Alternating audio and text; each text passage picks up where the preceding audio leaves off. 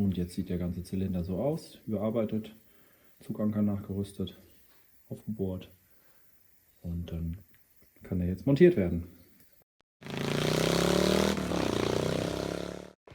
Als ich die XT gekauft habe, habe ich den hier noch mitbekommen, den Zylinder. Und das ist ganz praktisch, weil ich hieran üben kann oder einen Ersatzzylinder habe, falls meiner den Geist aufgibt. Ich habe ja vor, den zu verstärken, also diese Zuganker nachzurüsten. Fünffach, das sind hier diese 5 Bolzen, also hier die Stehbolzen.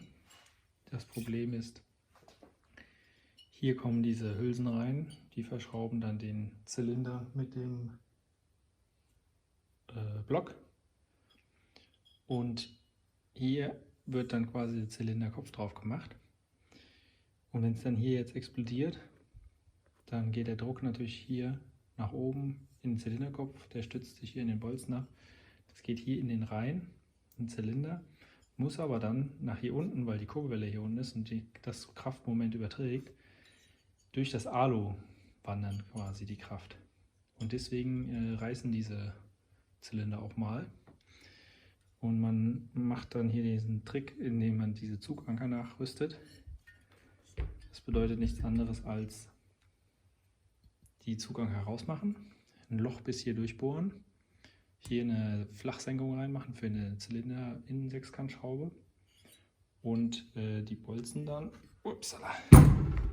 auf der Gegenseite, jetzt nicht hier, auf der Gegenseite ein Innengewinde reinzumachen, ein M6er Gewinde und das Ganze dann verschrauben, damit die Kraft am Ende von hier oben durchgeleitet wird bis hier unten. Und das ist diese sogenannte Zugankerverstärkung. Und die kann ich hier in diesem Zylinder schön testen, ob ich das hinbekomme überhaupt. Aber eigentlich kann es ja gar nicht so schwer sein. Es sind ja nur 5 Löcher, die man bohren muss. Man muss, irgendwo hier bei einem muss man aufpassen, dass er hier nicht aus dem Zentrum läuft, der Bohrer. Aber ich mache jetzt ein Video und dann sieht man, wie es klappt. Also die Bolzen mache ich jetzt raus und dann gucken wir mal, wie es weitergeht. Für das Stehbolzen ausdrehen am besten den Zylinder hier ordentlich warm machen und dann 2 Muttern kontern, damit wir die dann rausdrehen können, die Bolzen. Hier bei der XT ist darauf zu achten, dass das hier oben ein M10 1,25er Feingewinde ist. Also nicht einfach eine M10er Mutter drauf schrauben und das Gewinde zerstören dabei. So einen habe ich hier auch schon raus. Ging ganz schön schwer. Muss man ordentlich heiß machen, den Kram.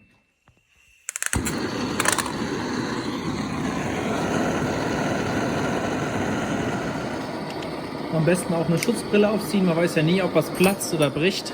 Und es wäre natürlich scheiße, wenn ein Splitter ins Auge kommt. Deswegen ziehe ich immer eine Schutzbrille bei so Sachen auf.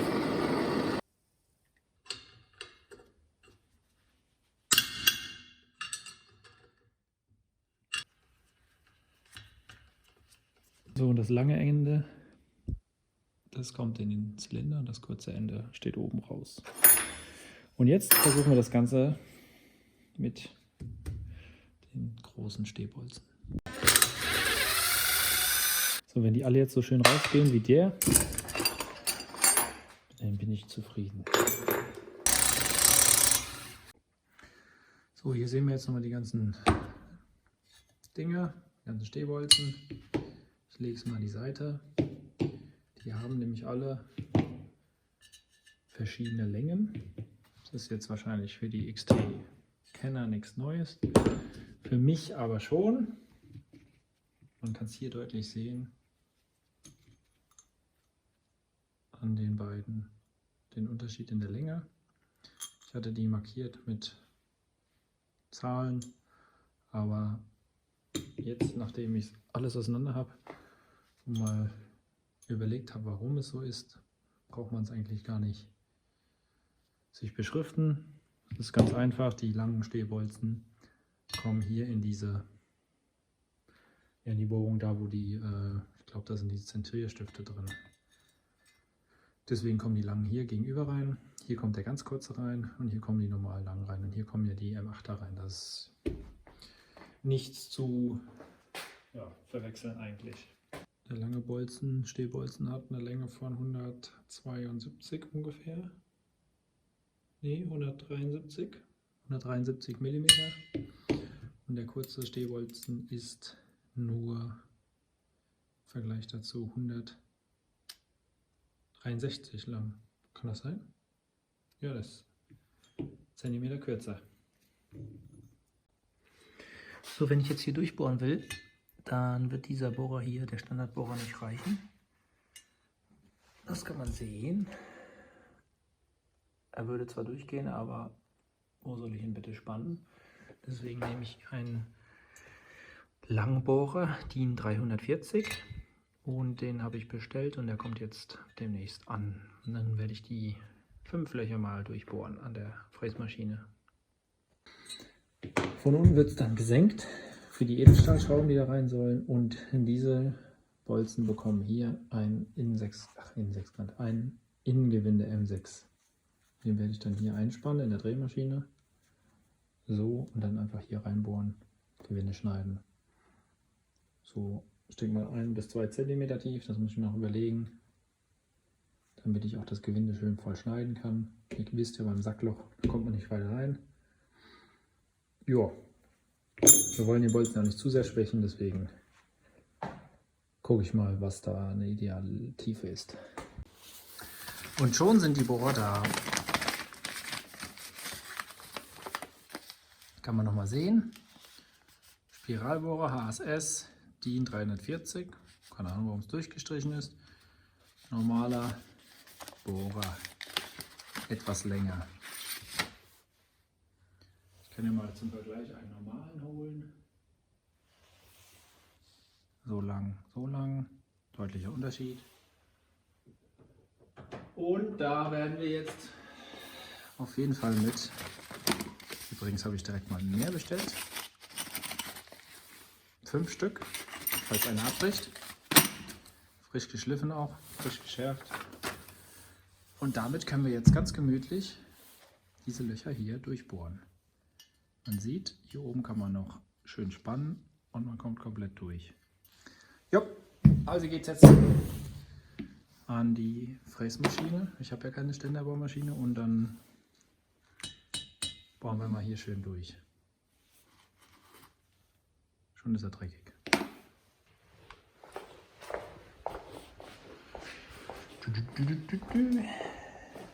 Noch die Späne von letzten Mal.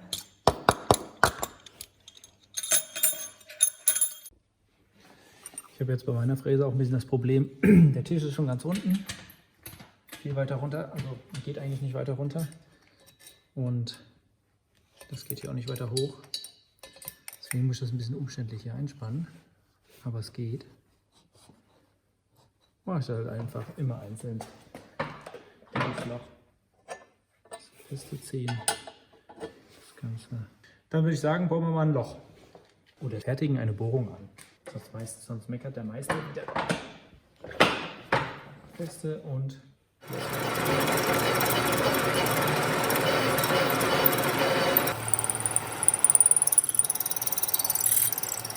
also ihr habt es ja gesehen, der Bohrer verläuft dann manchmal oder will verlaufen und dann muss man einfach ganz langsam bohren, immer schön hoch und runter gehen. Wenn der Bohrer richtig scharf ist, dann macht er sich seinen Weg frei und ja, dann habt ihr kein Problem, dass der irgendwie schief läuft. Also der ist jetzt auch sehr schön gerade durchgelaufen. Man sieht es ja hier. Ich kann den hier komplett durchfallen lassen. Also ist keine Krümmung, kein gar nichts drin. Im schlimmsten Fall bohrt man einfach nochmal von unten ein bisschen nach. Oder ein bisschen auf 6,2 oder so. Ich bohre jetzt wirklich 6,0. Und ja, man kann auch 6,2 bohren. Jetzt ist er durchgefallen. Und den Bohrer raus. Dann ist alles wieder locker hier. Und jetzt geht es an das Flachsenken der Bohrung von unten, weil wir wollen natürlich hier keinen Überstand von Schrauben haben. Das würde der Zylinderkopfdichtung nicht ganz so gut tun. Und dazu nutze ich dann hier so einen schönen Flachsenker. Entweder nehme ich einen M6er oder einen M5er. Also der M6er ist der, den ich eigentlich nehmen sollte. DIN 373. Aber ich kann auch, glaube ich, einen M5er nehmen. Dann habe ich hier oben vor dem Zylinder habe ich nicht so viel Spiel. Also bei dem Zylinder hier, dem Zylinderkopf. Und habe dann eine bessere Auflage, eine größere Auflagefläche, als wenn ich den 6er nehmen würde. Man sieht es ja schon hier. Der Zapfen unten ist deutlich dicker als der andere. Und deswegen werde ich es jetzt erstmal mit dem versuchen. Ich habe das, glaube ich, schon mal irgendwo gemacht. Ich weiß aber nicht mehr wo. Und das Außenmaß hier von dem oberen Teil sollte genau mit dem Kopf übereinstimmen. Also wir probieren es mal aus. Und dann sehen wir es ja. Sieht man das gut? Ich kann noch ein bisschen zoomen. Ja, gut, dann senke ich mal kurz.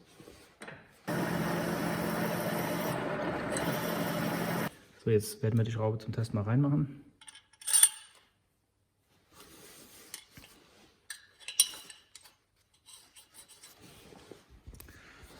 So, und dann sieht das Ganze für eine M6er Schraube mit einem M5er Flachsenker so aus.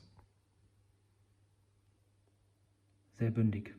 Dadurch haben wir hier die maximale Auflagefläche an der Schraube und haben kein Material verschwendet. Also zu viel ausgebohrt haben wir nichts. Das mache ich jetzt noch mit den anderen Bohrungen.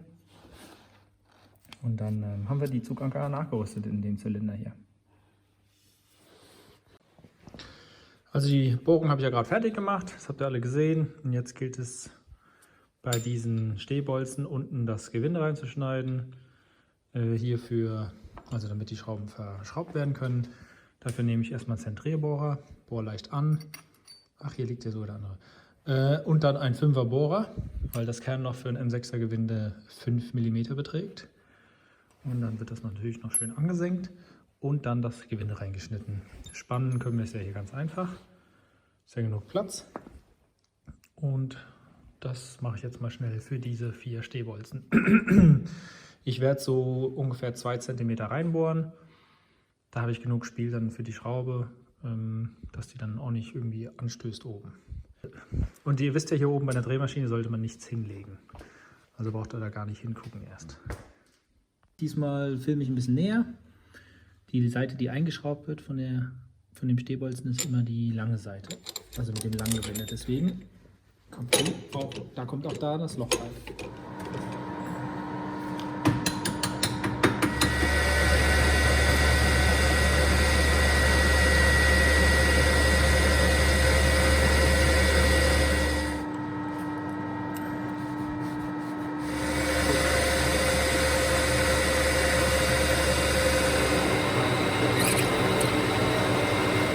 Anschneiden den Gewindebohrer eingespannt. Dazu mache ich immer den Gang raus und drehe das von Hand. Hat man ein bisschen mehr Gefühl. Man kann es auch mit der Maschine anschneiden, aber ich mache es dann doch lieber so. Nur ein bisschen anschneiden. Der Rest wird dann von Hand einfach weitergeschnitten am Schraubstock. So, der Gewindebohrer ist ja noch von der Drehmaschine drin. Das werden wir jetzt hier ganz vorsichtig reinschneiden. Und dazu benutze ich schön viel Öl und mache auch immer die Späne aus dem Gewinde raus. Jetzt fehlt mir wieder das Öl. So, und jetzt fertig. Die Schraube passt auch rein.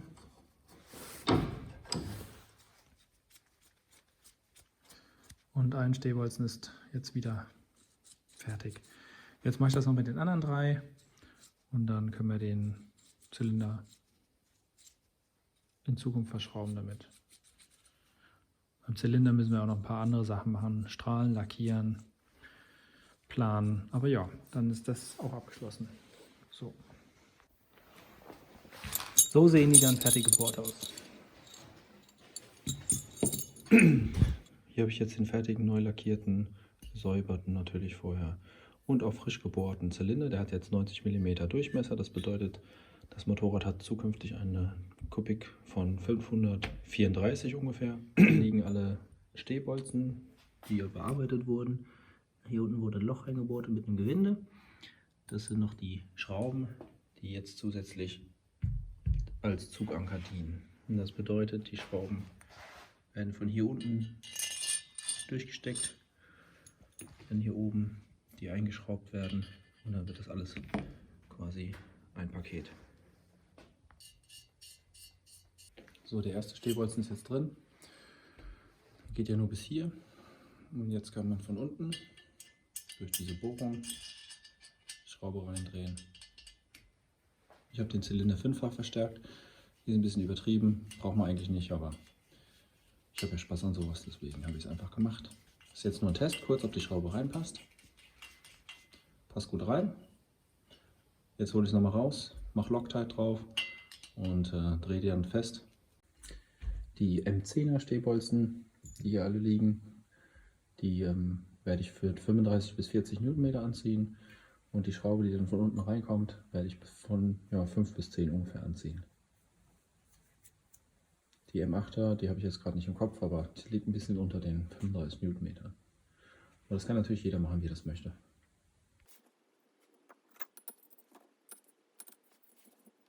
Alle Stehbolzen sind jetzt drin und jetzt kann ich unten die Zuganker einschrauben.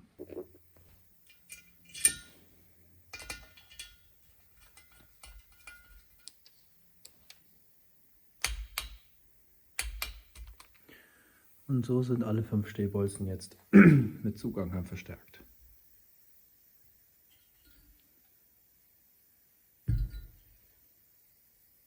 So, ich habe jetzt hier noch die Führungsschiene für die Steuerkette angebaut. Da waren vorher diese komischen Kreuzschrauben hier drin, habe ich gegen Insexkant ausgetauscht. Und jetzt sieht der ganze Zylinder so aus, überarbeitet, Zuganker nachgerüstet, aufgebohrt und dann kann er jetzt montiert werden auf dem Motor. Hier noch ein Ersatzzylinder, kann man schön jetzt den Unterschied sehen zwischen einem aufbereiteten neuen und einem vergammelten alten.